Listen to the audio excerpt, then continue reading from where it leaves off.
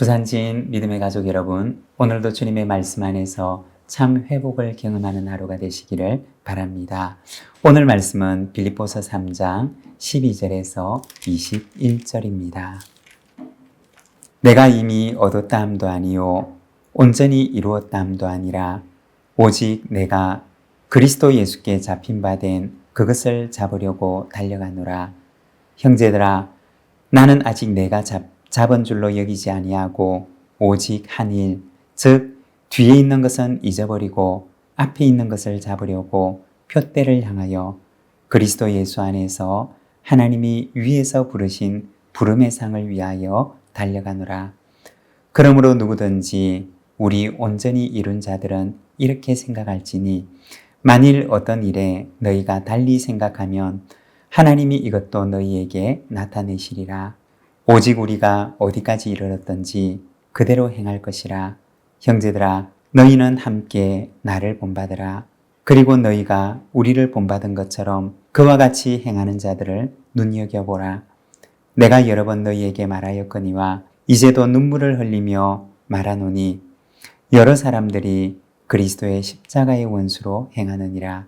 그들의 마침은 멸망이요 그들의 신은 배요 그 영광은 그들의 부끄러움에 있고 땅의 일을 생각하는 자라. 그러나 우리의 시민권은 하늘에 있는지라. 거기로부터 구원하는 자 곧 주 예수 그리스도를 기다리노니 그는 만물을 자기에게 복종하게 하실 수 있는 자의 역사로 우리의 낮은 몸을 자기 영광의 몸의 형체와 같이 변하게 하시리라. 아멘. 오늘 우리가 읽은 본문 12절에 보면 바울은 이렇게 고백을 합니다. 내가 이미 얻었다함도 아니요 온전히 이루었다함도 아니라 오직 내가 그리스도 예수께 잡힌 바 된 그것을 잡으려고 달려가노라.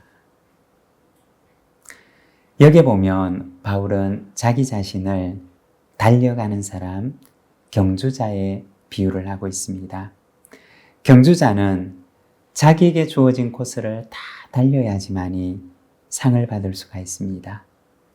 아무리 잘 달려도 끝까지 완주하지 못하고 중간에 그만두게 되면 결코 상을 얻을 수가 없습니다.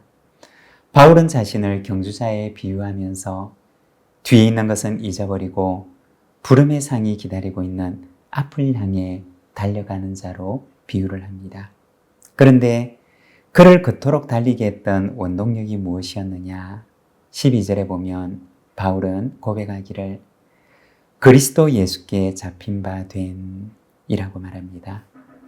사실 이 말은 번역하기가 아주 어려운 말인데 새번역 성경을 보게 되면 이렇게 번역을 하고 있습니다. 그리스도 예수께서 나를 사로잡으셨으므로. 나를 그토록 달리게 했던 원동력이 무엇이었느냐? 바울은 고백하기를 예수께서 나를 사로잡으셨기 때문입니다. 라고 고백을 합니다. 이 말은 언제적 사건을 말하는 것이냐? 바로 다메섹으로 가는 도중에 예수님을 만나게 되었던 사건을 가리키는 말입니다. 바로 그 순간을 바울은 고백하기를 그리스도께서 자기를 잡으신 순간이라고 고백을 합니다. 그러면 우리는 마음속에 이렇게 생각을 할 수도 있습니다. 바울은 원치 않았는데 그리스도께서 그를 잡으셨기 때문에 원치 않았지만 하나님의 강권하심으로 그가 어쩔 수 없이 가게 된 길이라고 생각할 수도 있습니다. 그런데 예수께서 바울을 잡으셨다라고 하는 말의 조금 더 정확한 의미는 가치관의 전도를 말하는 것입니다. 바로 바울에게 새롭게 눈을 뜨게 해주신 사건을 말하는 것입니다.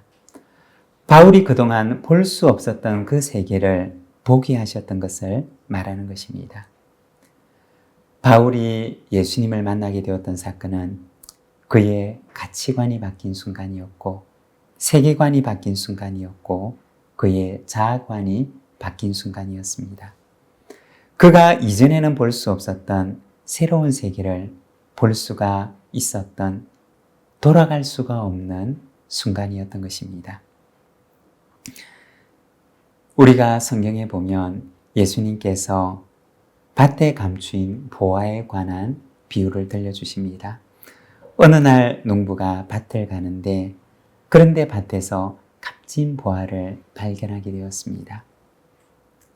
여러분, 생각을 해보면 농부가 그 밭에서 보았던 그 보화를 어떻게 잊을 수가 있겠습니까? 그는 전 재산을 팔아가지고 와서는 그 밭을 자신의 소유로 삽니다.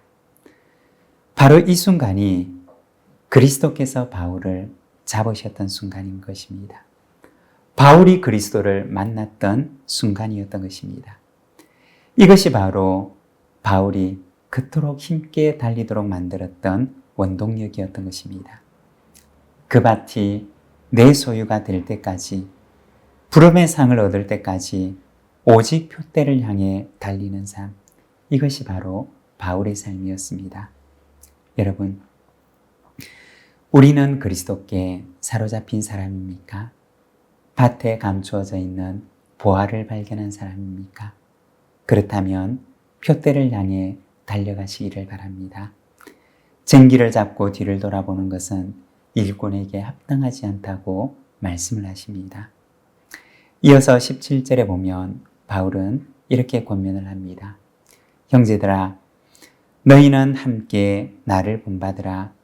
그리고 너희가 우리를 본받은 것처럼 그와 같이 행하는 자들을 눈여겨보라. 여기 보면 너희는 나를 본받으라 그 말합니다. 세상적 기준으로 볼 때는 본받을 것이 하나도 없는 것이 바울의 삶이었습니다. 그러나 바울은 누구든지 모든 사람이 자기와 같이 되었으면 좋겠다고 고백을 합니다. 한 번은 바울이 복음을 전하다가 잡혀서 가이사랴 감옥에 갇혀 있었습니다. 새로 부임했던 유대 총독 베스도와 그리고 그를 문안하러 왔던 아그리빠가 바울을 만나게 됩니다. 그때 바울은 말합니다. 내가 이렇게 결박된 것 외에는 당신들도 나와 같이 되었으면 좋겠습니다. 라고 합니다. 이것이 바로 바울의 고백이었던 것입니다. 세상의 부와 권력이 바울에게 있어서는 아무런 부러운 것이 아니었습니다. 오히려 예수를 알지 못하고 복음을 알지 못하는 그들이 바울이 보기에는 너무나 가련하고 안타깝게 보였던 것입니다. 그래서 말하기를 당신들도 나와 같이 되었으면 좋겠습니다. 내가 보는 것을 당신들도 보고 내가 아는 것을 당신들도 알았으면 좋겠습니다. 라고 고백을 합니다. 아무것도 없는 자 같았지만 그러나 모든 것을 가진 이가 예수 안에 있는 바울이었던 것입니다. 바울은 말하기를 너희는 함께 나를 본받으라고 합니다. 그리고 20절에 보면 우리의 시민권은 하늘에 있는 자라고 말합니다.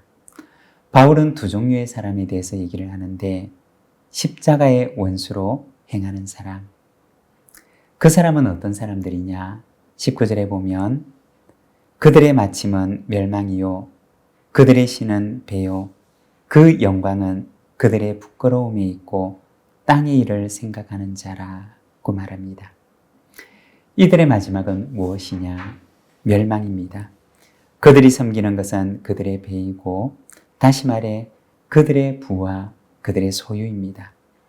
이들은 자기 영광을 추구하며 살아가지만 결국에는 부끄러움을 당하게 될 것임을 말하는 것입니다. 그들은 한마디로 땅의 일만을 생각하는 사람들인 것입니다. 두 번째는 어떤 사람이냐? 하늘의 시민권을 두고 살아가는 사람입니다. 그러한 사람은 20절에 보면 예수를 기다리는 사람입니다. 마치 청지기가 주인을 기다리는 것처럼 그들은 예수를 기다리는 사람입니다.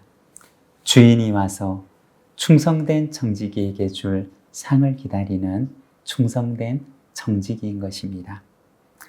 바울은 말합니다. 그러나 많은 사람들이 십자가의 원수로 행하며 자신의 배를 섬기며 부끄러운 영광을 추구하며 살아간다고 말을 합니다. 21절의 말씀입니다. 그는 만물을 자기에게 복종하게 하실 수 있는 자의 역사로 우리의 낮은 몸을 자기 영광의 몸의 형체와 같이 변하게 하시리라.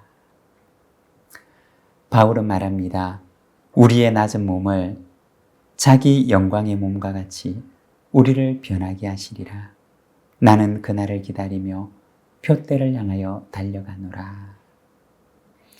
여러분, 세상의 소망을 두고 세상의 가치를 따라 십자가를 등지고 살아가는 이 세상 속에서 하늘의 시민이 되어 영원한 영광의 소망을 위해 달려가는 저와 여러분이 되시기를 바랍니다. 기도하겠습니다. 하나님 아버지 은혜를 감사합니다. 오늘 표대를 향해 달려가는 바울의 모습을 바라봅니다.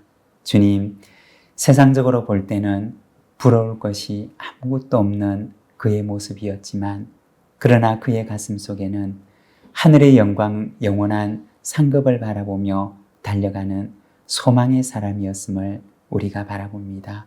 주님, 오늘도 우리 속에 주신 그 소망을 붙들고 우리를 위하여 예비하신 부름의 상을 바라보며 표대를 향해 달려가는 하늘의 백성이 되도록 우리를 인도하여 주시옵소서. 오늘 이 하루를 주께 의탁합니다.